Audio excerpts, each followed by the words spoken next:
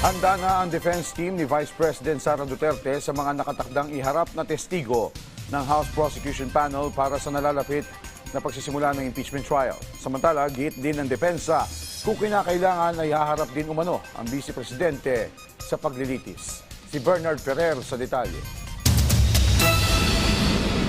Mahigit isang linggo bagong pagsisimula ng impeachment trial, nakahanda ng defense panel ni Vice President Sara Duterte sa mga testigong planong iharap ng House Prosecution Panel. Isa na riyan si Attorney Michael Poa, tagapagsalita ng defense panel ng Pangulong Pangulo, tatayo sa witness stand kung kakailanganin. Ito'y matapos maisama ang kanyang pangalan sa listahan ng mga testigong nakatakdang ipresenta ng prosekusyon sa paglilitis. Kung ang tatanungin naman nila ay matters that are not pertaining to my role as counsel to Vice President.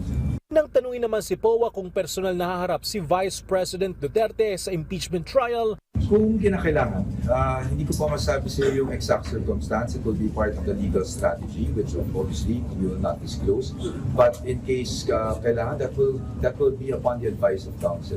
nakatakdang magsumite ang defense panel ng kanilang sagot sa manifestation na inihain ng prosekusyon, kabilang ang hiling na mamarkahan bilang ebidensya ang tinaguriang sealed BIR box. Ayon naman sa clerk of court, hindi maaari buksan ang kahon para sa pre-marking maliban kung may pahintulot mula sa impeachment court. Noong Abril, nagpa siyang mayorya ng mga miyembro ng House Justice Committee na panatiling nakaselyo ang kahon matapos tutulan ng Bureau of Internal Revenue BIR ang pagbubukas nito. Iginit ng BIR na alinsunod sa National Internal Revenue Code, maaari lamang isiwalat ang mga income tax return kung ito ay hiningi para sa aid of legislation at tatalakayin sa isang executive session. Gaano nga ba katagal ang inaasang presentasyon ng mga ebidensya ng prosekusyon at depensa sa nalalapit na impeachment trial? The prosecution initially stated that it will take them 62 trial days, no? To finish the completion of their presentation of evidence.